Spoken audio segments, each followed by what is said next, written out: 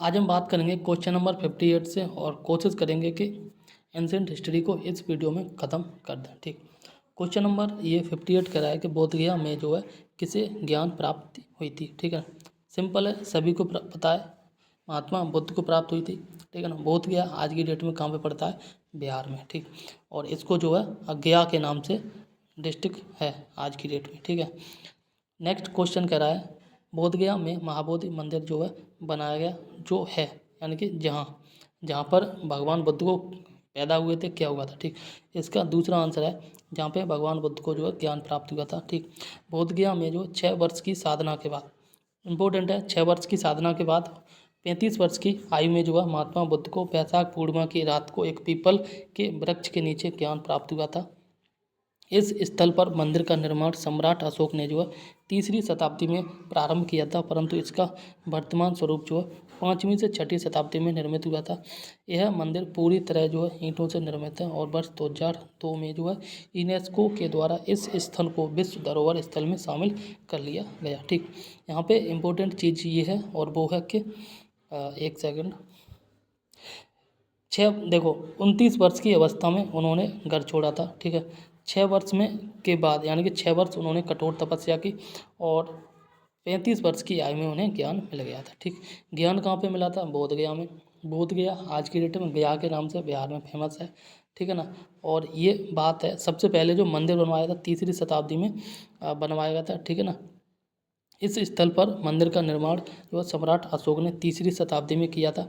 ठीक, परंतु अभी जो वर्तमान में मंदिर है, ठीक है ना, वो 5वीं 6ठी शताब्दी में निर्मित हुआ था। और यह मंदिर, ये इम्पोर्टेंट है, 2002 में जो है यूनेस्को के द्वारा जो इस मंदिर को विश्व धरोहर स्थल में शामिल कर लिया गया था। ठीक, नेक्स्ट क्वेश्चन कह रहा है गौतम बुद्ध को एक देवता का स्थान जो है किस राजा के युग में प्राप्त हुआ था। ठीक, कनिष्क के शासनकाल में भगवान गौतम बुद्ध को एक देवता का स्थान प्राप्त हुआ था।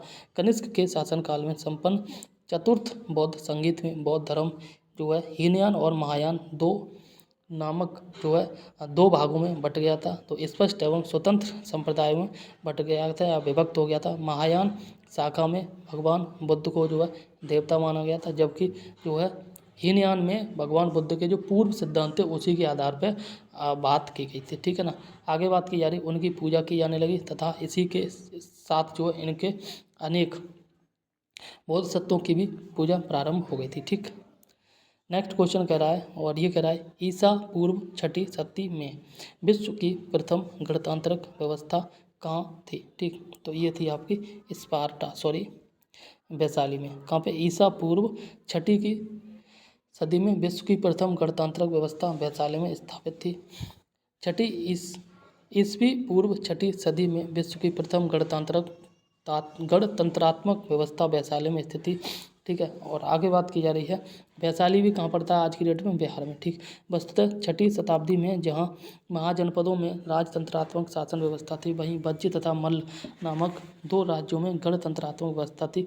वज्जी 8 राज्यों का एक संघ था। ठीक, जिसमें वैशाली के लिच्छवी सर्वाधिक शक्तिशाली थे। ठीक, नेक्स्ट क्वेश्चन कह रहा है, ये कह रहा है 16 महाजनपदों की जो है सूची उपलब्ध है। ठीक, आगे क्वेश्चन अधूरा है यहाँ पे, और आगे कह रहा है, यानी कि यहाँ कह रहा है कि 16 महाजनपदों की सूची है वो कहाँ पे देखने को मिलती है। ठीक, तो इसका सही आंसर होगा, वो होगा अंगुत्तर निकाय में। ठीक, अंगुत्तर निकाय में बात की गई है कि उस समय 16 महाजनपद थे। ठीक, इसकी व्याख्या देखते हैं। बौद्ध ग्रंथ अंगुत्तर निकाय में षोडश का मतलब 16। ठीक है, महाजनपदों की सूची उपलब्ध है, यानी कि उसमें 16 महाजनपदों के बारे में बताया गया है।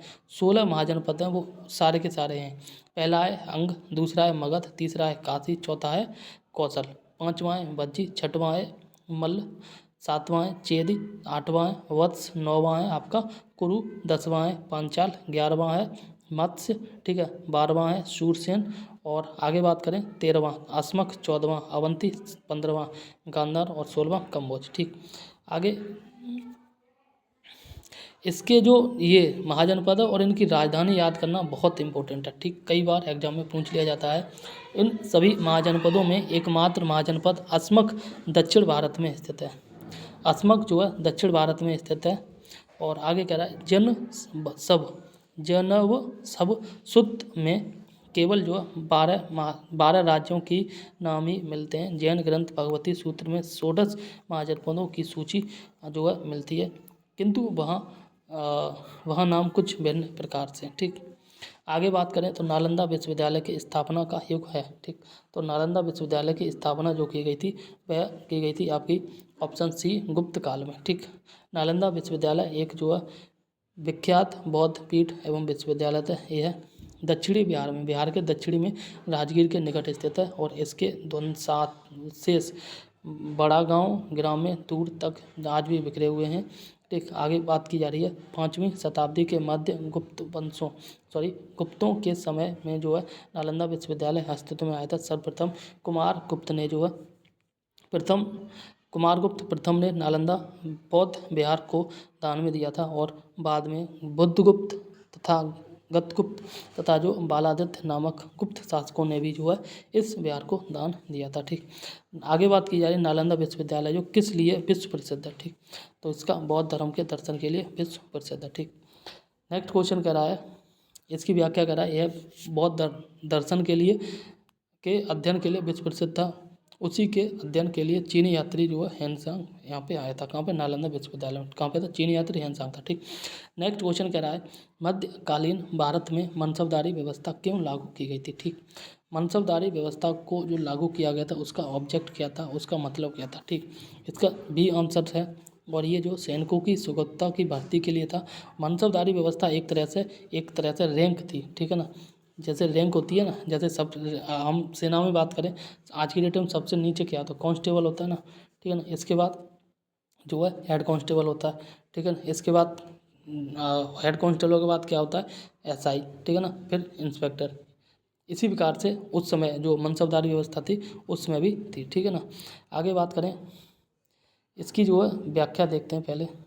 इसमें कह रहा मनसबदारी व्यवस्था एक विशिष्ट जो प्रशासन व्यवस्था थी जिसका प्रचलन जो मुगल शासक अकबर के द्वारा किया गया था। ठीक, मनसब द्वारा 3 बातें निर्धारित की गई थी। ठीक है ना, पदाधिकारी की वरीयता का क्रम निर्धारित किया गया था, उनका वेतनमान क्या होगा। ठीक है ना, और सैनिक उत्तरदायित्व, किस सैनिक को क्या सेना में उत्तरदायित्व होगा, वो उसकी रैंक क्या होगी और उसका जो है सैलरी क्या होगी। ठीक, इन 3 बातों की ध्यान रखा गया था। सैनिक उत्तरदायित्व में मनसबदार को अपने मनसब के अनुसार सैनिकों को रखना पड़ता था। इस व्यवस्था से राज्य ने जो अनेक सैनिकों के भर्ती और जो रख रखाव के उत्तरदायित्व मनसबदारों पर डाल दिया था, जिसके बदले में मनसबदार को नगद या जो जागीर प्रदान की जाती थी। ठीक, आगे बात करें नेक्स्ट क्वेश्चन कह रहा है और ये कह रहा है कि कथन ए और कारण आर दिया गया है। ठीक, कथन ए देखते हैं, कथन ए क्या कह रहा है। ये कह रहा है 12वीं शताब्दी के अंत तक जो है नालंदा महाविहार का पतन हो गया था। ठीक, कारण आर कह रहा है महाविहार को राजकीय प्रश्रय मिलना बंद हो गया। ठीक, तो इसका सही आंसर होगा बी। ए और आर जो है दोनों सही है, परंतु आर ए की सही व्याख्या नहीं करता। ठीक है ना, ए बात की जा रही है 12वीं शताब्दी में नालंदा विश्वविद्यालय का पतन हो गया और बी में बात की जा रही है महाविहार को राजकीय प्रश्रय मिलना। ये खुद में तो स्वतंत्र बातें और सही हैं। ठीक, एक दूसरे का संबंध नहीं है, इसलिए ए और आर दोनों सही हैं, पर ए आर की व्याख्या नहीं करता, आर जो है ए की व्याख्या नहीं करता। ठीक, इसकी व्याख्या में कह रहा है नालंदा में एक विख्यात बौद्ध पीठ एवं विश्वविद्यालय था। यह दक्षिणी बिहार में राजगीर वर्तमान में राजगृह के निकट स्थित था। 5वीं सदी के मध्य गुप्तों के समय में नालंदा स्थित विश्वविद्यालय अस्तित्व में आया था। 12वीं शताब्दी के अंत तक जो है मुस्लिम आक्रमण के फलस्वरूप, ठीक है ना, क्या कह रहा है 12वीं शताब्दी के अंत तक जो मुस्लिम आक्रमण के फलस्वरूप जो महाविहार का पतन हो गया था। एंड आगे बात करें तो आगे बात की जाए बंगाल के पाल शासकों के द्वारा जो विक्रमशिला विश्वविद्यालय को संरक्षण देने के लिए जो है नालंदा का महत्व घटने लगा था। ठीक, आगे नेक्स्ट क्वेश्चन कह रहा है और ये कह रहा है प्रथम मगध साम्राज्य का उत्कर्ष किस शताब्दी में हुआ था। ठीक, तो इसका जो उत्कर्ष है वह हुआ था आपका 6वीं ईस्वी पूर्व में। ठीक, प्रथम मगध साम्राज्य की महत्ता का वास्तविक संस्थापक जो राजा था वो था बिंबिसार और इसका समय था करीब 544 ईस्वी पूर्व से 492 ईस्वी पूर्व तक। ठीक, नेक्स्ट की बात करें तो नेक्स्ट क्वेश्चन कह रहा है मगध की राजधानी क्या थी। ठीक, तो मगध की राजधानी की बात करें तो पहले यहाँ पर इसकी व्याख्या देख लेते हैं, यह क्वेश्चन विवादित रहा होगा। ठीक, यहाँ पे कह रहा है कि विकल्प में दो क्वेश्चन के विकल्प में दो विकल्प दिए गए ए और सी, ठीक है ना। हालांकि 4 हैं, उनमें से 2 सही हैं, ठीक। ए भी सही है और सी भी सही है, पाटलिपुत्र और राजगृह, ठीक। आगे बात कर रहा है मगध की आरंभिक राजधानी गिरिब्रज थी, ठीक है ना। और बाद में गिरिब्रज या फिर राजगृह एक ही बात है, ठीक। बाद में उदयन ने पाटलिपुत्र की राजधानी बनाया था, जो गुप्त काल तक जो मगध की राजधानी बनी रही थी। आगे बात कर रहा है मगध साम्राज्य पर शासन करने वाले प्रथम राजवंश के विषय में बौद्ध ग्रंथों एवं पुराणों में अलग अलग विवरण मिलता है। पुराणों के अनुसार मगध पर शासन करने वाला पहला राजवंश बृहद्रथ वंश था। इस वंश का पहला राजवंश राजा जो जरासंध था, जिसने जो गिरिब्रज को अपनी राजधानी बनाया था, ठीक। तो यहाँ पे देखो क्या था, पहले मगध की राजधानी थी आपकी राजगृह, ठीक है ना। बाद में उदयन एक शासक आया था जो अजातशत्रु बिंबिसार अजातशत्रु का लड़का था, और अजातशत्रु ने जो है उदयन था, और उदयन ने राजगृह से राजधानी पाटलिपुत्र बसा ली थी, और पाटलिपुत्र शहर बसाया, उसके बाद राजधानी बसाई, ठीक है। तो इसमें दोनों आंसर हैं, ठीक है। वैसे मेरे हिसाब से तो पहली वाला आंसर मान लेना चाहिए, राजगृह, ठीक।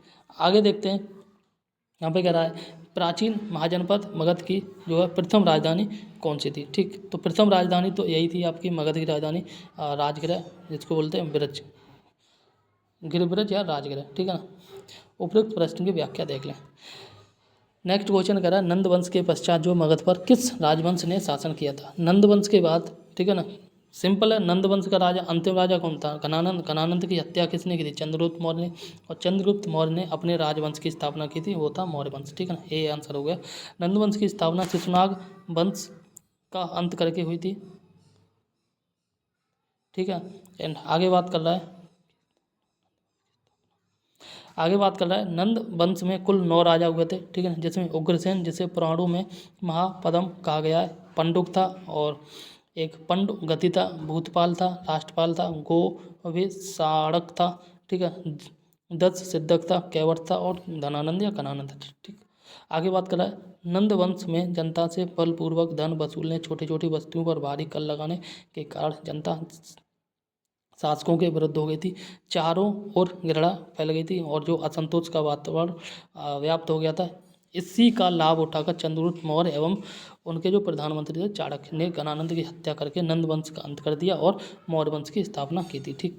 हालांकि जो चाणक्य थे, चाणक्य को घनानंद से बदला लेना था, ठीक है, क्योंकि चाणक्य की बेइज्जती की थी घनानंद ने अपने दरबार में, ठीक। आगे बात की जा रही है जिसके ग्रंथ में चंद्रगुप्त मौर्य का विशिष्ट रूप से वर्णन हुआ है, वह ग्रंथ है विशाख दत्त, ठीक। यहाँ पे बात की जा रही है विशाख दत्त कृत मुद्रा राक्षस से चंद्रगुप्त मौर्य के विषय में विस्तृत सूचना प्राप्त होती है।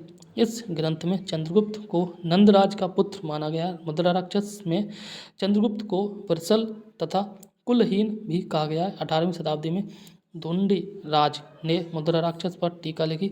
मुद्रा राक्षस के अतिरिक्त जो विशाखदत्त के नाम से 2 अन्य रचनाओं का भी उल्लेख प्राप्त हुआ है, जिसमें देवी चंद्रगुप्तम तथा दूसरा है अभिसारिका वंची तक, ठीक है ना, अभिसारिका बंधे तक प्राप्त, ठीक। आगे बात की जा रही है, नेक्स्ट क्वेश्चन कह रहा है, और ये कह रहा है कि निम्नलिखित में से मगध का कौन सा राजा सिकंदर महान के समकालीन था। ये घनानंद था, ठीक है।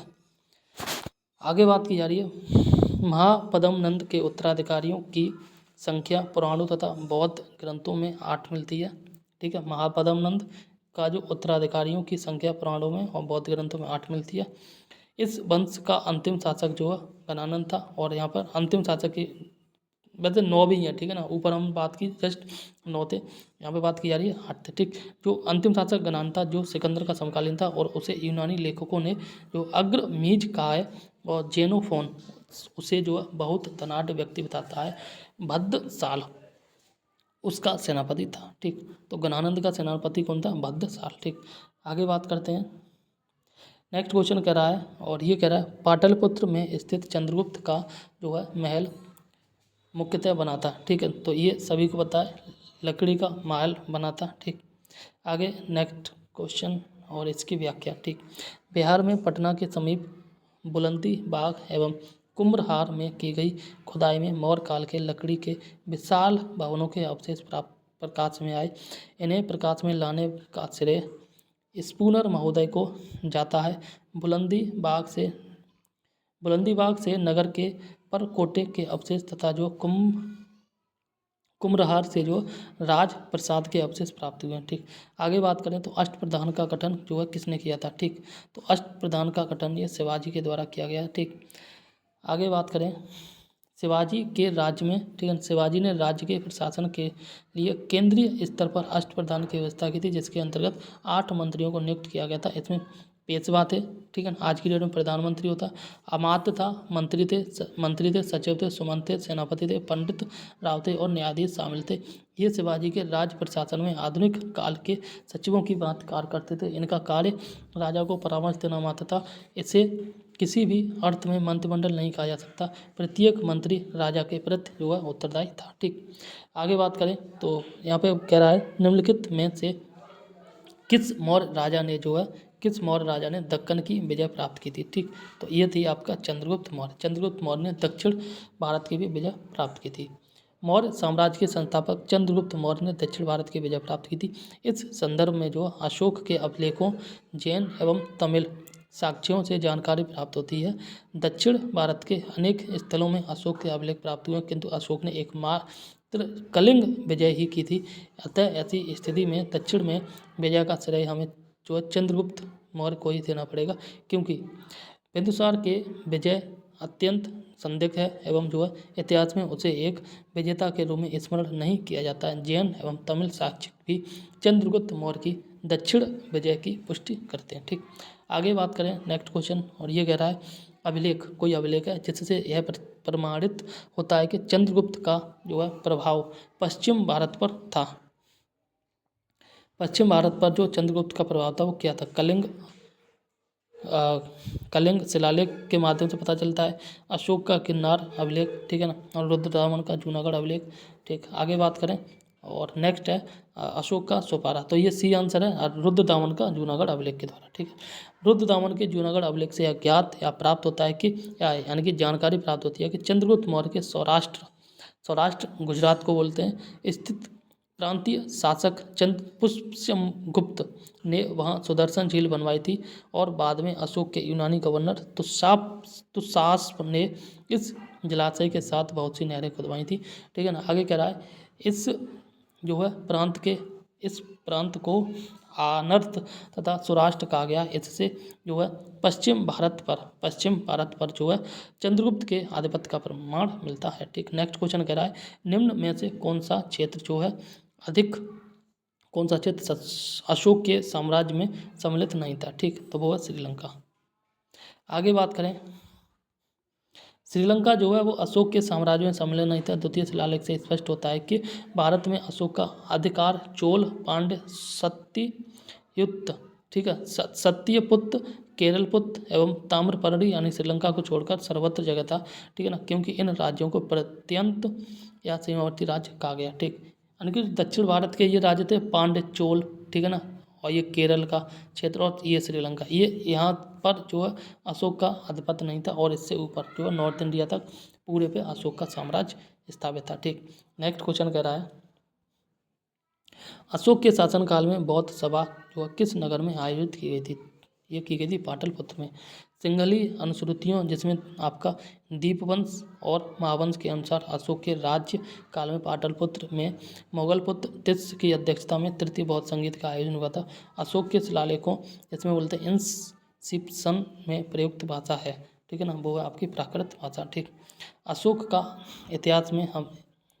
का इतिहास हमें जो है मुख्यतः उसके अभिलेख से ही ज्ञात होता है। उसके अभिलेखों का विभाजन 3 वर्गों में किया गया, जिसमें शिलालेख है, स्तंभलेख है और गुहालेख है। ठीक, शिलालेख, स्तंभलेख और गुहालेख शिलालेख। ठीक, शिलालेख जो है 14 विभिन्न लेखों का एक समूह है जो 8 भिन्न भिन्न स्थानों से प्राप्त किए गए। ये स्थान है जैसे सहबाजगढ़ी है, मानसहिरा है, ठीक है ना, कालसी है, गिरनार है, धौली है, जौगढ़ है, एरीगुड़ है और अंतिम है सोपारा अभिलेख। ठीक है, अशोक के अधिकांश अभिलेख प्राकृत भाषा एवं ब्राह्मी लिपि में लिखे गए। केवल 2 अभिलेखों शाहबाजगढ़ी एवं जो है मानसरिया मानसेहरा की लिपि ब्राह्मी में न होकर खरोष्टी में है। ठीक है, ये इंपॉर्टेंट है, याद कर लेना। देखो यहाँ पे कह रहा है अशोक के अधिकांश अभिलेख जो है प्राकृत और ब्राह्मी भाषा में लिखे गए। अशोक के 2 अभिलेख ऐसे हैं, ठीक है ना, जो आपके ब्राह्मी 2 जो अभिलेख हैं वह सहवाजगढ़ी और मानसेहरा की लिपि जो है ब्राह्मी न होकर खरोष्टी है। ठीक, क्या है खरोष्टी, यानी कह सकते हैं 2 अभिलेख खरोष्टी में लिखे गए और बाकी के सारे अभिलेख जो है प्राकृत भाषा और ब्राह्मी में लिखे गए। ठीक, आगे कह रहा है तक्षशिला से अरमेइक लिपि में लिखा गया एक भग्न अभिलेख प्राप्त हुआ। ठीक,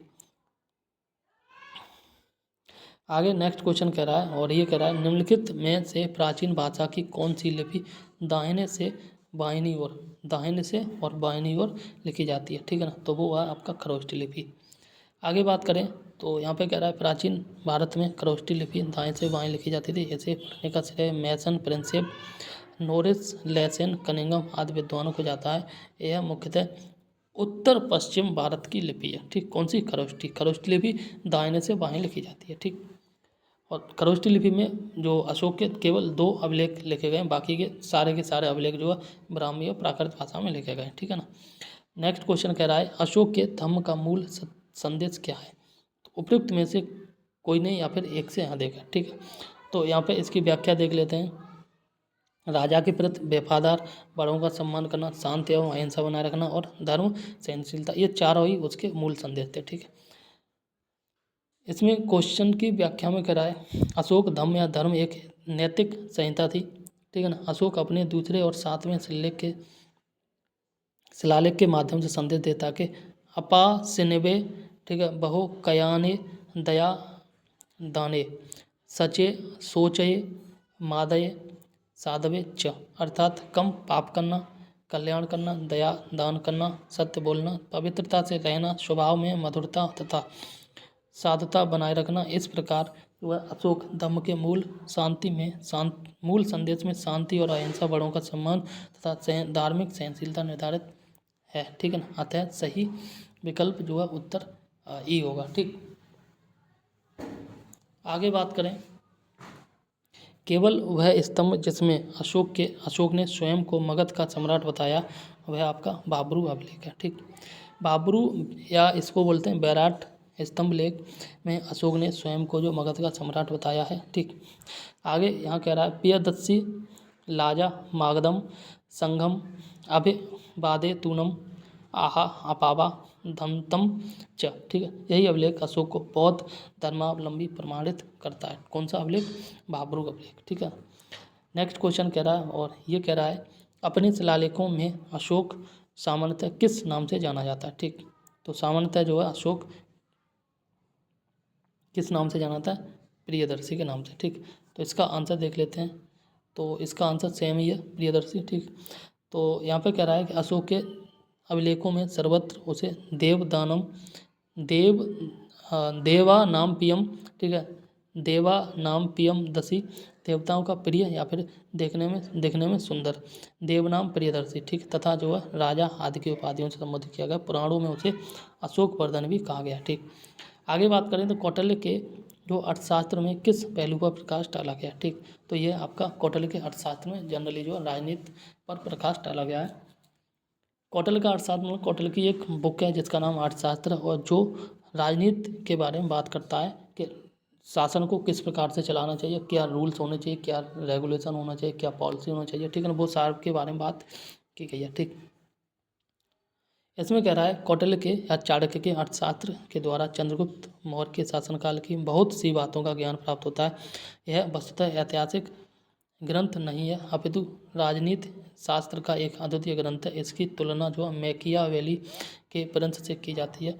कौटिल्य की पुस्तक अर्थशास्त्र जो किस पर आधारित है? ठीक, कौटिल्य की पुस्तक अर्थशास्त्र अभी जस्ट बात की है, राजनीति की नीतियों पर आधारित है। आर्थिक संबंध नहीं है, शासन कला के सिद्धांत और ये अभ्यास विदेश नहीं, ये ठीक है ना। आगे यहाँ पे देखते हैं 1 मिनट, इसमें कह रहा है ऑप्शन ए उपयुक्त में से एक कोई नहीं या फिर एक से अधिक। ठीक है ना, तो कौटिल्य या चाणक्य के द्वारा मौर्य काल में रचित अर्थशास्त्र शासन के सिद्धांतों और जो अभ्यास की पुस्तक है ठीक है ना।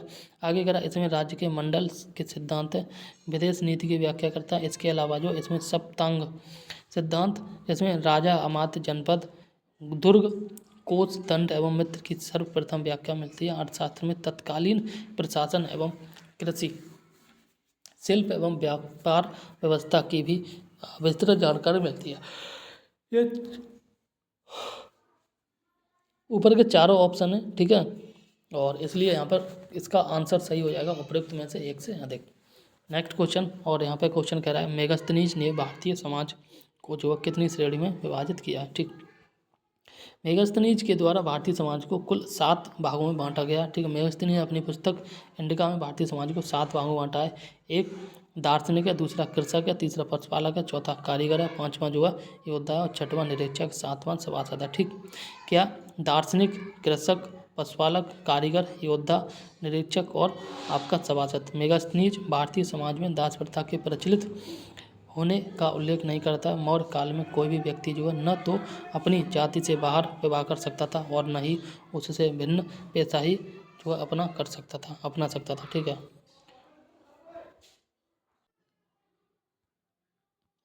नेक्स्ट क्वेश्चन कर रहा है कि मौर्य समाज का 7 वर्गों में विभाजन जो है विशेष रूप से उल्लेख किया गया है, और इसका जो सही आंसर होगा वो होगा एक से अधिक। ठीक है ना, जिसमें कौटिल्य के अर्थशास्त्र में भी, अशोक के शिलालेखों में भी, पुराणों में भी, मेगास्थनीज की पुस्तक इंडिका में भी जो है मौर्य समाज को कई 7 वर्गों में विभाजित किया गया। ठीक, नेक्स्ट क्वेश्चन कह रहा है पेरिप्लस ऑफ द एरिथ्रियन सी जो है पुस्तक है किसने लिखी है। ठीक है ना, उपयुक्त में से कोई नहीं है एक से अधिक। पेरिप्लस ऑफ एरिथ्रियन सी एक जो है ग्रीको रोमन पेरिप्लस है। ठीक है, यह रोमन मिस्र के बंदरगाहों से नेविगेशन और व्यापार के अवसरों का वर्णन करता है। इसे लगभग 60 ईस्वी में अलेक्जेंड्रिया के एक अनाम नाविक के द्वारा लिखा गया था। ठीक है, इसने जो भारत से आयात तथा निर्यात की जाने वाली वस्तुओं का भी उल्लेख किया। ठीक, आगे बात करें तो आगे बात की जा रही है वह स्रोत जिसमें पाटलिपुत्र के प्रशासन का वर्णन उपलब्ध है। ठीक, वह आपका इंडिका। ठीक, तो इंडिका जो है पुस्तक, ठीक है ना, मेगास्थनीज के द्वारा लिखी गई है। इसमें मेगास्थनीज ने भारतीय समाज को 7 भागों में बांटा है।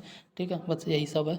आगे बात करें तो आगे बात कर रहा है पाटलिपुत्र को जो किस शासक ने सर्वप्रथम अपनी जो राजधानी बनाई थी। ठीक, तो ये बनाई थी चंद्रगुप्त मौर्य के द्वारा। ठीक, वस्तुतः पाटलिपुत्र की स्थापना जो गंगा एवं सोन नदी के संगम पर हर्यक वंशी शासक उदयन ने की थी। वह अपनी जो है राजधानी राजगृह से पाटलिपुत्र स्थापित किया था, किंतु जो है विकल्प में उदय नहीं है, अतः चंद्रगुप्त मौर्य सही उत्तर है। ठीक, आगे बात करें इनमें से किसने सर्वप्रथम व्यापक पैमाने पर स्वर्ण मुद्रा का प्रचलन किया है। ठीक, व्यापक पैमाने पर स्वर्ण मुद्रा का प्रचलन सबसे अधिक जो है किसने किया है, वो है बिमा कटफिसस ने।